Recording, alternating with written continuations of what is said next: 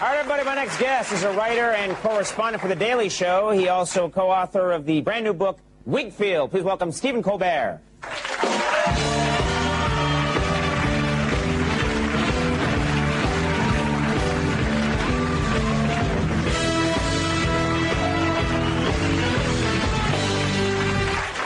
Now, this is a little awkward, but I got to bring it up. You applied once. I didn't even remember this, but you applied a long time ago to be a writer on this show. Did I? Yes, you did. Like, this is almost 10 years ago, I think, when we were first getting started. Haven't heard back yet from you guys. This is my way of letting you know that we're still thinking about it, yeah. Yeah, I was actually very thrilled. It was about 10 years ago.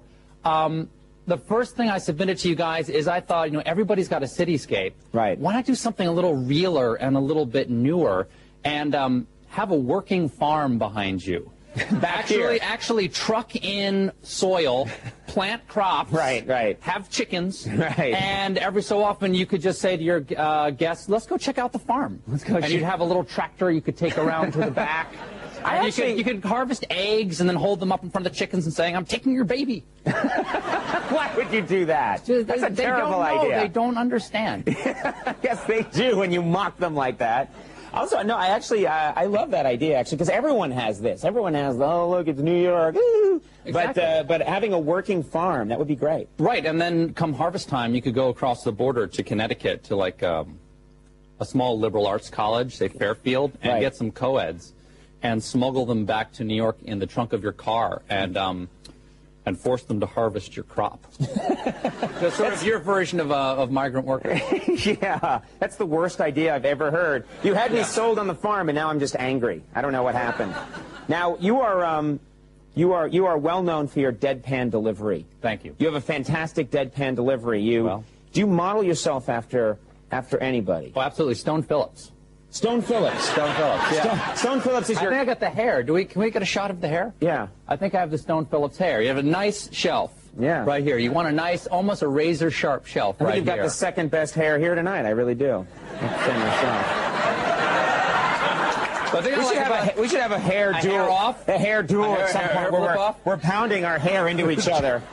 It's legal now in Texas. Now, my question is, what are we doing? Why are we? There's no reason to do that. So Stone Phillips is your comedy hero. Yeah, I like him because he's so manly.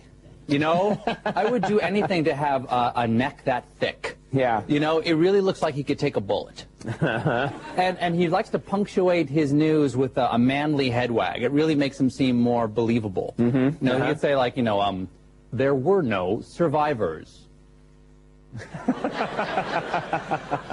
And that's done with invisible string, too. Oh, really? He doesn't have to do it himself anymore. It's just, really? they have fishing line that maneuvers his head. He's animatronics like the Hall of Presidents? Exactly, yeah.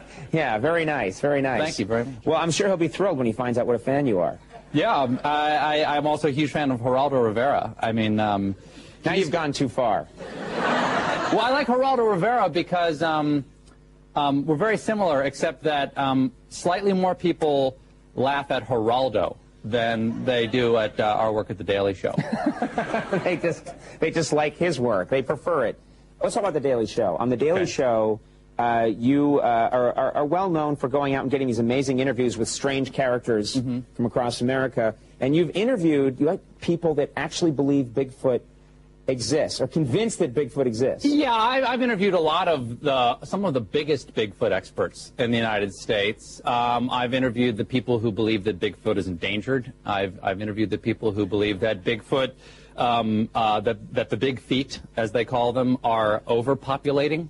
And that they're destroying their environment. There's not a lot of consensus in the Bigfoot expert community, There's unfortunately. A lot of squabbling, yeah. But how could someone think that there is too many Bigfoots running around when no one actually has proof that they exist? How can someone make that argument?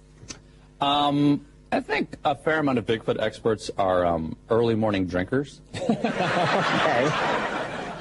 I actually did. I met somebody in Florida who believed that Bigfoot was in Florida as opposed to the Pacific Northwest, and that Bigfoot was stealing his pot of lentil soup that he would make. And this man greeted me at 10 a.m.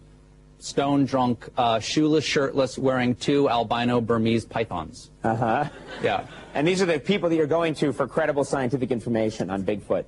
Yeah, those are my experts. Very nice. I like the Stone Phillips way that you said that, too. You just, yeah. They are my experts. Very nice. You could hurt yourself with that. I think that's how he got the big neck. He got the big neck from over tilting that head? From the twist. Yeah, and that's a big head he's got, too. That's a big melon. Let's talk about Wigfield. Very funny book. Thank you. This book, which you've written with Amy Sedaris and Paul Dinello, Right. two very talented people. I think so. In this book, you explore this small town, and you play various characters in the book. We all portray the 21 characters who live in the town. Right. And you portray, when I heard that, I thought that you would probably be playing, you know, different guys, and actually you play someone known as Raven in the book. Raven's an exotic dancer. Right. I think is how she would describe herself. And you play, can we just, because I swear to God, I didn't know this was you. Let's take a look at this shot of Raven. This is actually you. Jealous? Yes, I am jealous, and I suddenly want to get to know you better. What? When my brother Jay saw that, he said, hey, how do we know her? And I pointed at myself, and he goes, okay, how do you know her? And then what did he do when you explained that that is in fact you? He was a little disturbed. Yeah, I would think so. Did that take a lot of doing to get you to look like that? Well, Waxing? it's hard to tell from the photo, but I had to have my chest waxed. Right. Which is pretty much tortures of the damned. I had a very no-nonsense Eastern European woman who said to me, we will do your nipples last, because the nipples, they are diverse. And I found out that I could have the hair ripped off my nipples all day. Actually, you didn't mind it? No, it's the center of my hair that was so painful. Right in here. Right in here. This is the part that turns beet red. Right. And then they just photoshopped the rest of my hair out anyway. When we took the photos, I said, why did I have to be tortured? Right. They were like, oh, we forgot to tell you, we could just Photoshop your hair out. So they could have just with like Control-Alt-Delete taken the hair off your body anyway, and that wouldn't have been necessary. Yeah, absolutely. Are you hairless now? I'm an eel. I'm like an eel. This is fake. These are fake. That was the strangest exchange I've had in years on this show.